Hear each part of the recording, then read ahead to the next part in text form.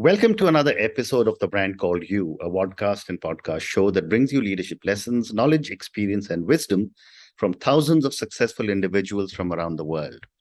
I'm your host, Ashutosh Garg, and today I'm delighted to welcome a very, very accomplished and senior professional from London, UK, Mac McKenzie. Mac, welcome to the show. It's my privilege. Thank you for inviting me. Thank you. Mac is the Chief Executive Officer of the Bridge Institute, which is an institute to bring together senior leaders of government, business, and civil society to solve pressing societal problems of our times.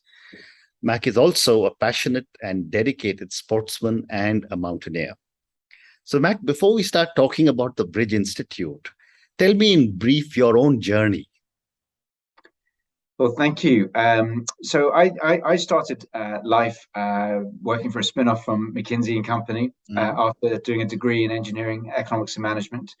And as I went in my journey from consulting and into industry, and I noticed this huge passion for making the world a better place, and had experiences as a mountaineer in places like the Andes of seeing how the world was so unfair in different places, and started doing more and more work for societal organizations. And I then, before joining the Institute, I joined an organization called Bridge, which specializes in leadership and helping organizations to be purpose-led and to be a stronger force for good in the world. And then I had this realization that these methodologies that we learned could be applied directly to big societal problems. And so started experimenting on taking these on, and noticed that I was making more impact than I ever dreamt possible. And so we co-founded a charity to house that work called the Bridge Institute. And I'm now probably on my 8th year or 9th year on the journey of that. Incredible. So now let's come to the Bridge Institute. I just read out that you bring together senior leaders of government, business, and civil society to solve pressing societal problems of our time. Tell me a little more about the Bridge Institute, and also tell me, what are societal challenges? Well, what we've noticed is, if you look at the United Nations Sustainable Development Goals, all 17 of them, most, if not all of them, are systemic. Yeah. And what does that mean? It means that to solve the problem, everyone needs to take responsibility. It means everyone needs to come together for the long haul and to have careful coordination.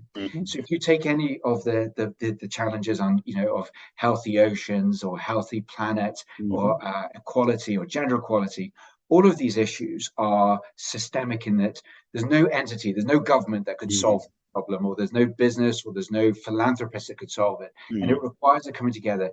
And so, and that's what we're aiming to do, is to sit in the middle with government and with corporate leaders, with societal leaders, with NGOs, philanthropists, and to coordinate the breakthrough and then implement the challenge.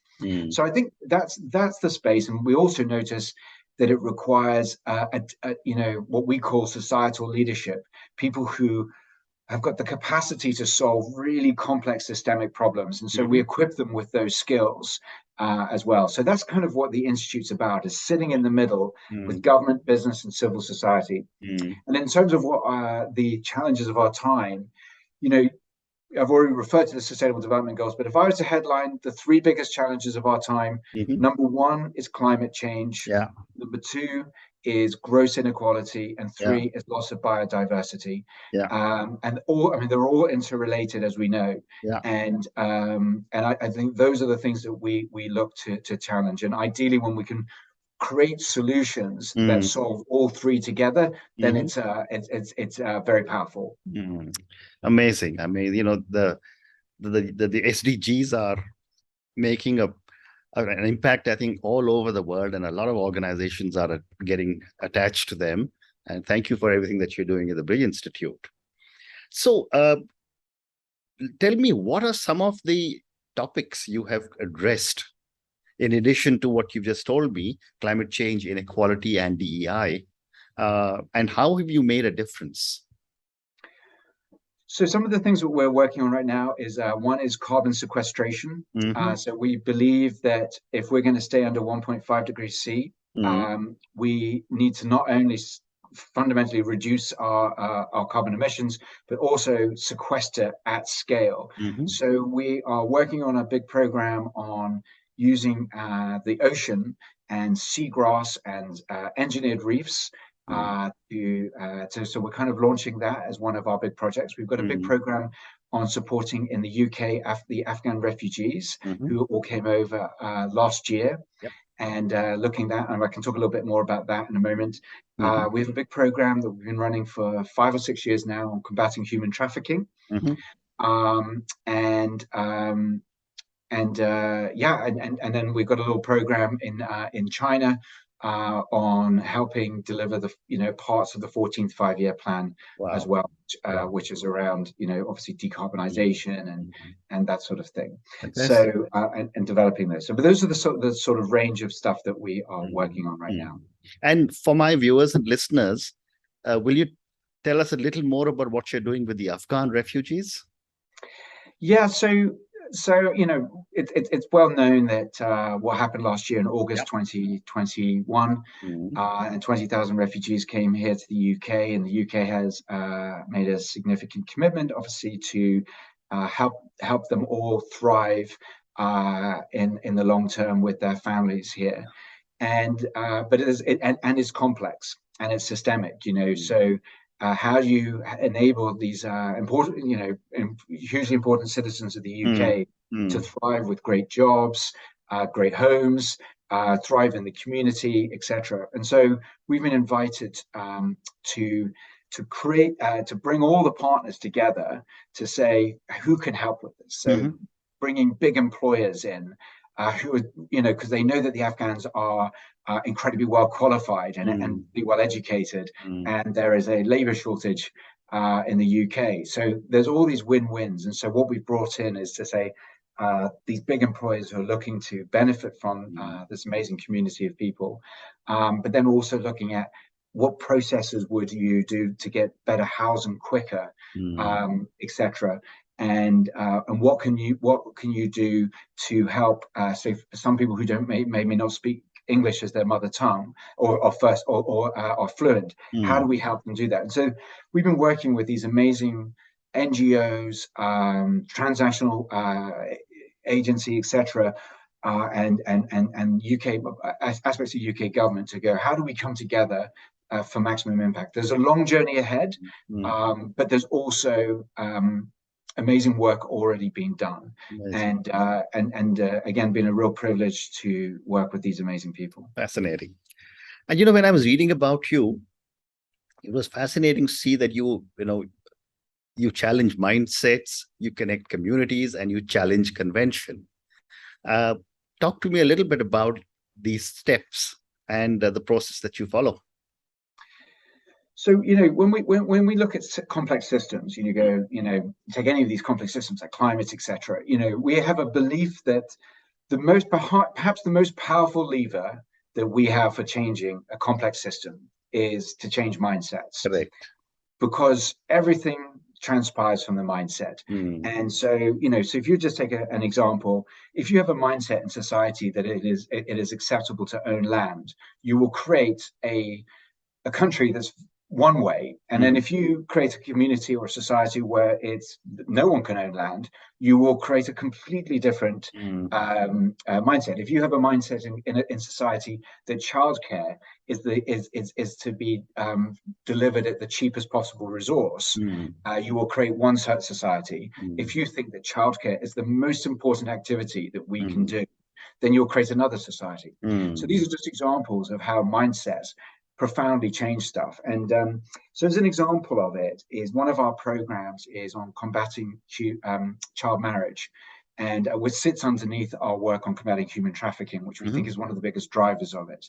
There's a deceit to parents of what will happen to their child often, and it's not marriage, it's something else. And so we feel that if we can really stop child marriage in its tracks, then we can therefore move the needle on human trafficking. And and so we've been, our partners actually have been doing this incredible work on the ground in some places like in South Asia, where police forces and communities come together and they really challenge each other to say, if your daughter is married as a child, it's much more likely she's going to end up in poverty. It's much more likely that your grandchildren will be in poverty. It's much more likely she'll be a victim of gender-based violence. It's a gross violation of human rights. And by the way, it's also illegal. And, so it's illegal in most countries, but loads of societies around the world don't know that child marriage is in fact illegal. Correct. Or a gross violation of human rights. And so our partners create these breakthrough events to get communities to really challenge them. And to give you some scale of how big the problem is, 1 in 4 women alive today was married as a child.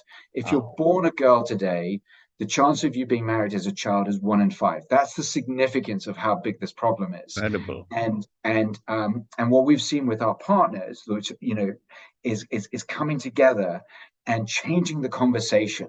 And changing the conversation that boys and girls should have equal opportunities, that a girl should not get married, or a boy should get married until they're financially independent.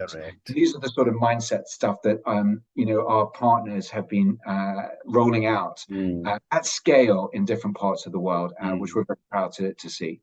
Fascinating. And I've spoken to many people who have spoken about trafficking, about child marriage. And one of the questions that I've asked, and I'm going to ask you the same, that this is a serious challenge in the world. Yeah. How aware is the average human citizen or average human being in the world aware of this challenge? Well, I don't think awareness is where it needs to be. So the one source, I think the ILO, said that there's 40.3 million, from memory, people who are enslaved, who've been trafficked and enslaved, to give you some scale of the number of people. I think sadly, and I haven't verified these numbers yet, but that number has increased, through COVID as well. So I think that people aren't aware as much as they should do. I think people aren't aware of when to see it in action, and it's all over the world. It's in Europe, it's in South America, it's in North America. So to see it in action. So what does trafficking look like when it's about to happen? And so we are launching a campaign which we call the First Responder Campaign. It's under the Kalinga Fellowship, to really create that awareness of what it looks like in homes, what it looks like in businesses, what it looks like when it's happening. And again, we're hoping to get as many people. We've got a target of, our initial target is 50,000 people, but actually, personally, I want it to be millions of people who become first responders, who can see it in action and stop it in action. And I think that if that was to happen, I think that would make a massive difference. Amazing. Well, I hope through our communication on the brand called You, more and more people listen to the amazing work you are doing and reach out to you to become first responders. But moving on, Mac, activism and activists are needed to make a change to all the incredible work that you are doing. What are your thoughts on how do we get people to become activists in their own little circles, of course?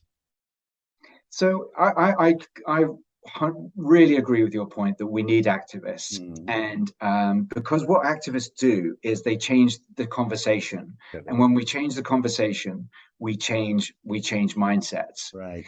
But to do that, it needs to come from a place of respect. It needs to come from a place of listening and empathy. And I think there are some forms of activism that can arguably do more damage than good if it's not done in the right way. And if I give a little example, one of our partners is called Dr. Praveen. He's called Dr. Praveen Kumar. He's a police officer. He's now aiming to become a politician in India, and he built and ran a number of schools in Telangana state for residential schools. about 400 of them. Mm. And when we were doing our work together, he had this realization that he had, and this was all about combating human trafficking, combating child marriage, combating gender-based violence. And he realized he had these, maybe it was something like 120,000 students above the age of 13 who he could use as his activists. And he gave them all a project for 2 years in a row to go to a community and persuade the community to create a zero tolerance to child marriage or a zero tolerance to gender-based violence, whatever. And when I read the stories of what happened on the ground, it is incredible. And so in one sense, the teachers were the activists that then inspired the young people to then become activists back in their communities. And you just see how you create that whirlwind of changing of mindset at scale. And so that would be an example of activism in action. Fascinating.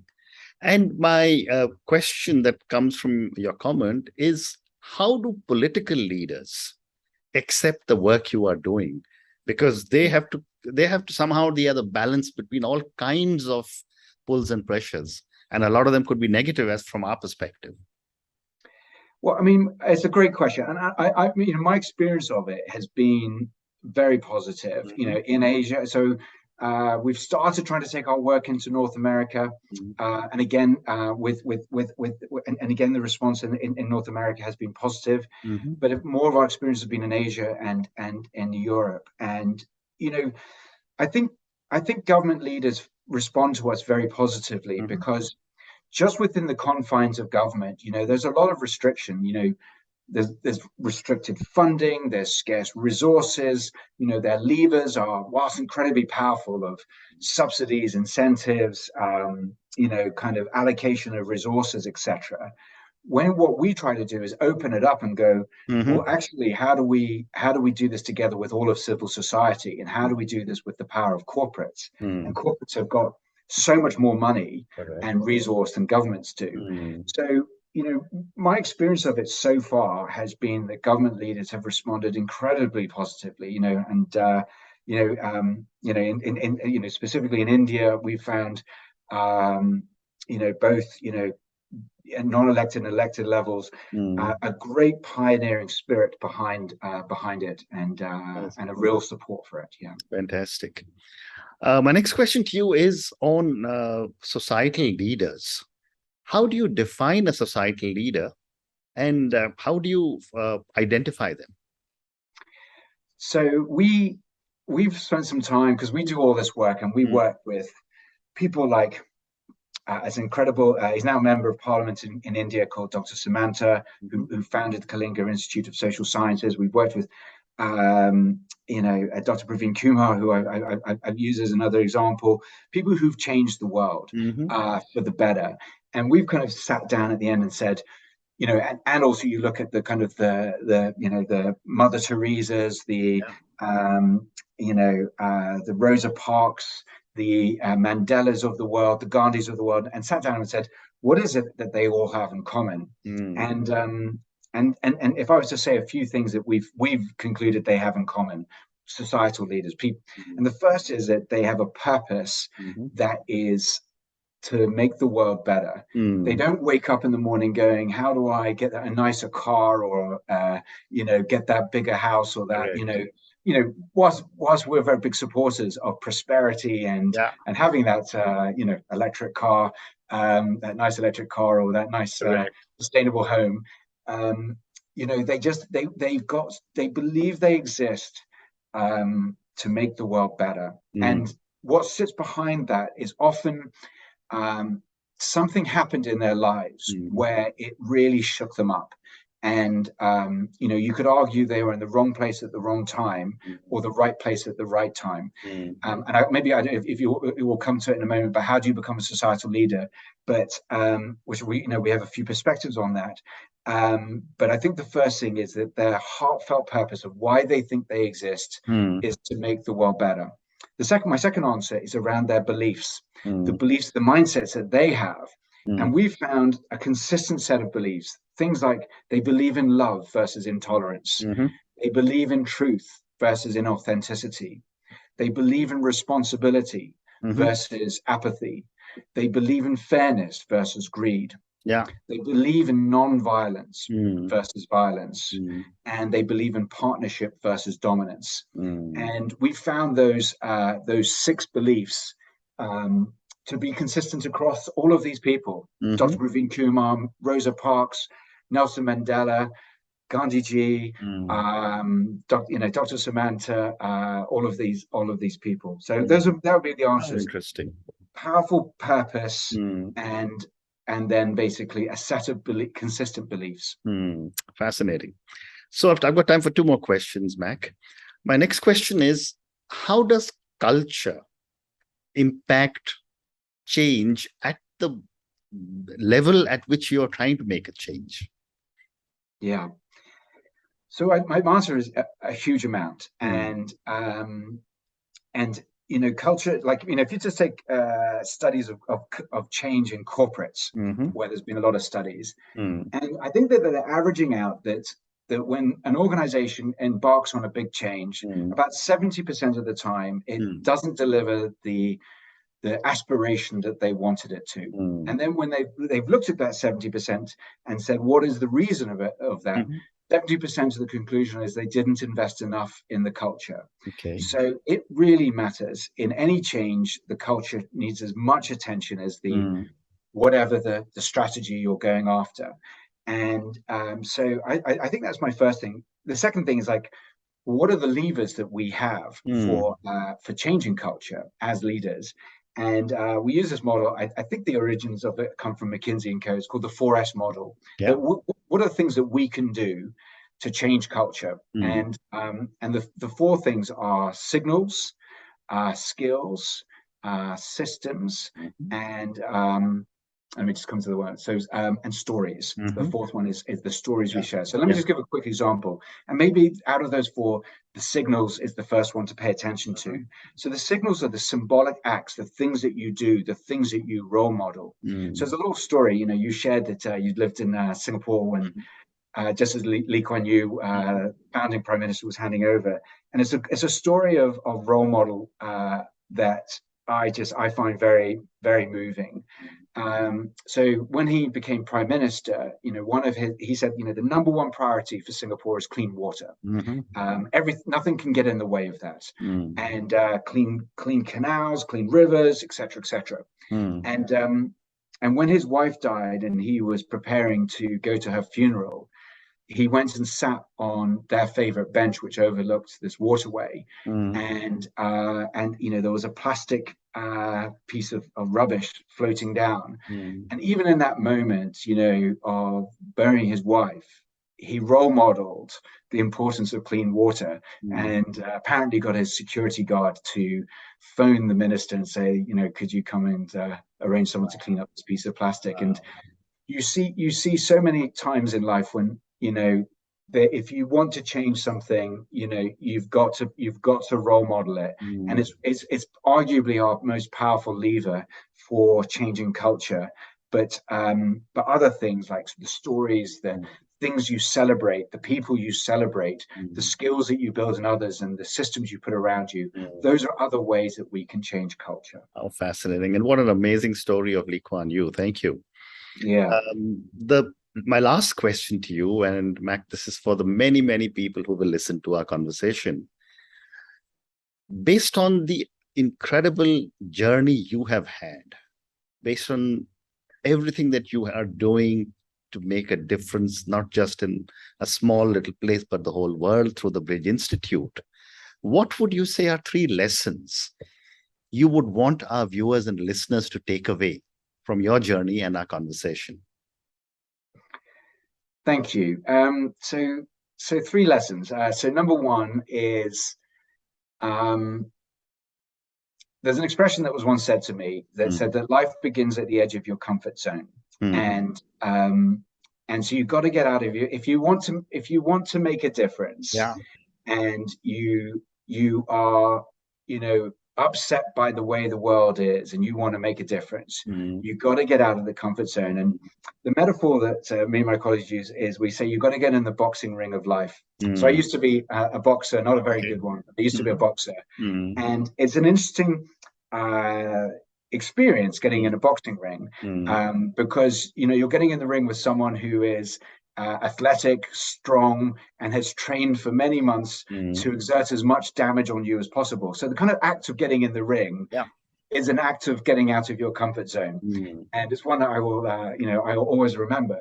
And so for me, but in life is like, if you really care about climate, or you really care about gender equality, you've got to get into the boxing ring of life and start getting involved, and then see what happens. And then you create these heat moments in your life where you start becoming someone far greater than you thought you could be. I think that would be one little lesson. Second is, these issues are all complex, and so no one really knows the answers to these things. Everything has movements, everything's connected, and so kind of adopting a test and learn kind of innovative approach to life. So try new things, and if it doesn't work, that's okay. You kind of that fail forward, fail fast mentality, and then other things you'll go, wow, that made a massive difference. And really feel happy with adopting that test and learn, prototyping things. And then my third bit of advice is swing for the fences. I know, sorry, another sporting metaphor, but that kind of go for something big, because the global challenges we face need big responses.